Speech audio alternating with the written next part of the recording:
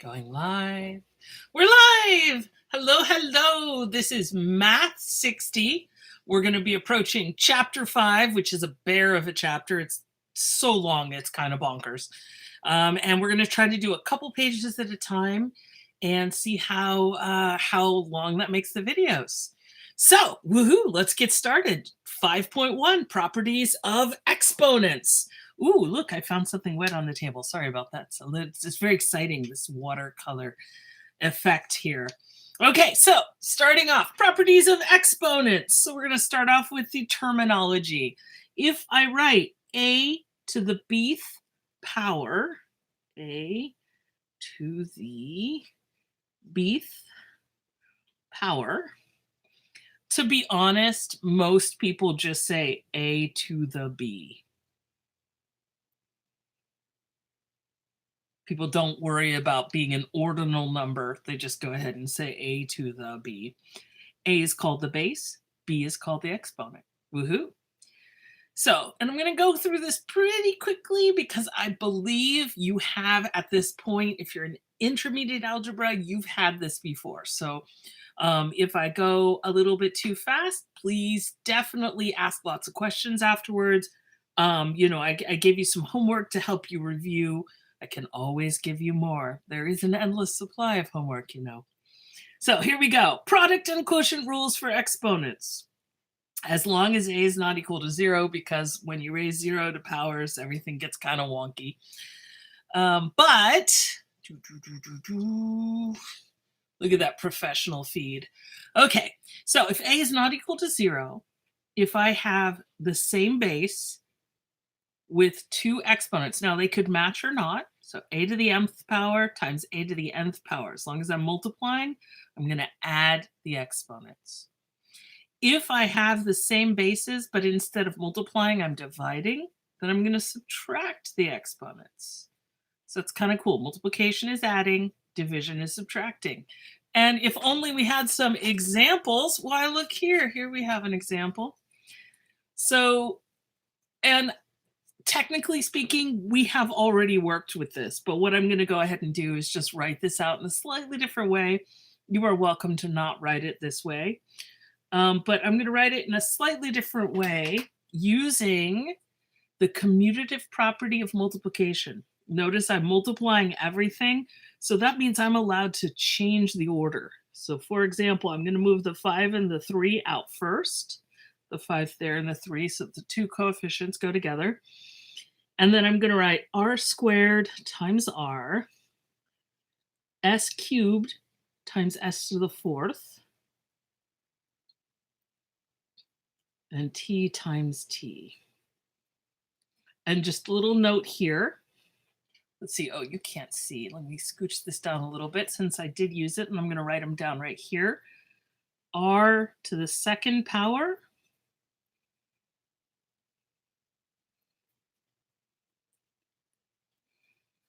Now, a lot of people don't include the word power when they speak exponents out loud. So it could also be r to the 2nd, but this is also considered r squared, because if you have a square, the area of that square is r times r, so r squared. If I had r to the 3rd power, and again, I'm going to write it with the word power, but a lot of people skip that, r to the 3rd. This is considered r cubed. Just wanted to get that written down in case anyone isn't familiar with the shorthands. This 2 as an exponent is considered squared, 3 is cubed. We don't say tesseracted for the 4th. I don't know why. Maybe it's just too hard to say. Okay, so what I've done is I've moved the two constants next to each other. 5 times 3 is 15. I'll remind you here that just a single r is r to the 1st power. So I've got 2 of them here, 1 of them here. So I've got 2 plus 1 in my exponent. For my s's, I've got s cubed, or s to the 3rd, times s to the 4th. That's 3 plus 4 in the exponent. And this one, I've got t to the 1st and t to the 1st. Now, in reality, I'm assuming that at this point, you don't have to write this out. For many of you, you could go directly to this 15r cubed, s to the 7th, t squared. But I just want to make sure I wrote this out in case anyone's feeling a little rusty, that it's a good reminder. So please feel free to go straight from the problem directly here. You don't have to go through any of the work I've shown. Now let's work on division. So here I've got a quotient, and notice everything may look a little bit familiar. And so there are a couple things that we can consider here. There are many ways to approach this one, and this is a problem where I would love to be in class because I'd love to ask the class how they feel about this particular problem. Because depending on what you're familiar with, we would approach this problem in different ways. I'm going to assume for right now that no one has ever heard of negative exponents. So what I'm going to do is I'm going to say, okay, let me rewrite it. So I got some more space here. The way I'm going to approach this is we're going to go for the spot, top or bottom, where there are more of a given variable. So, for example, the 5 and the 3, well, we're kind of stuck with them because they do not cancel. So we've got 5 over 3. I've got r squared on top, r on the bottom. There are more r's on top, so I'm going to move the r's on top. And so what happens is I start with the exponent that's already there, and I subtract the exponent for the one that got moved. So that becomes 2 minus 1. In the case of the s's, there are more s's in the denominator, so I'm going to go ahead and use those there. I'm going to leave s to the 4th and subtract 3. And then I'm going to look at the t's and I'm going to realize, oh, the t's are just going to cancel. Same top and bottom, so these two cancel, and I don't have to worry about them, so I made my fraction way too big. So let's see, I think I've got 5r to the 1st all over 3s to the 1st. So 5r over 3s. Woohoo. So now in the new and exciting Brave New World that we're going to have in chapter 5, because that went fairly quickly, it was around 7 minutes, I'm going to go ahead and do a second page. I know this is unprecedented in Saunders history. I'm going to do 2 pages in a variable, which means I have to straighten this one out. There we go. We're going to go right into other types of exponents. And again, I'm going to assume that you've had 0 exponents and negative exponents before. If you have not, you're in for a big surprise. So the way I'm going to start with this is I'm going to, interestingly enough, start with 2 cubed, which is equal to 2 times 2 times 2, which is equal to 8. So this is the meaning of an exponent. It means you're multiplying something times itself that many times. If I go to 2 squared, that's 2 times 2, which is 4. And now I want to draw some conclusions. I know 2 examples is not enough to draw conclusions, but let's take a look at what's happening here. To get from 8 to 4, I think we divided by 2. We kind of took out one of the 2's. To get from 2 cubed to 2 squared, I'm just subtracting 1. So the exponent, let's see, how do I say this? Subtracting 1 from the exponent. So I've got 2 cubed to 2 squared goes from 8 to 4. Now I'm going to go down to 2 to the 1st power. That's just 2, which equals, well, 2. Did the pattern hold? Well, in this case, I did divide by 2. And over here, yep, I subtracted 1 in the exponent. So now we're prepared for Mathapalooza. The next one I want to work on is 2 to the 0th power. If you follow the pattern, I have 2 cubed, 2 squared, 2 to the 1st, 2 to the 0th. So it follows the pattern. The problem is I have no idea what 2 to the 0th actually represents. What does it mean to have no 2's sitting together? A lot of people would guess it's 0, but 0 would actually not follow the pattern. In fact, the pattern if I divide by 2 again, right, every time I'm dividing by 2, 2 divided by 2 gives me 1. And here's how far mathematicians will go to preserve patterns is we're going to actually define 2 to the 0 equals 1.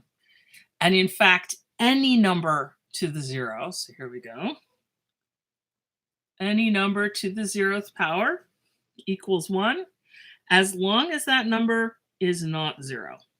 It turns out that 0 to the 0th power is undefined. Now, I could give you lots of reasons why that might make sense, but let's take a look at the way I came about figuring out what 0th power meant. In each step, I had to divide by 2. So I had to divide by my base. If I'm looking at 0 to the 0th, I can't divide by 0. So that would be what's going on there. Okay, let's keep going. I mean, patterns are patterns, right? So then if I subtract again, I get 2 to the negative first. Now, if I didn't know what 2 to the 0 was, I really don't know what 2 to the negative 1. I don't know what that represents in terms of having negative 1 2's multiplied together. However, again, I can follow the pattern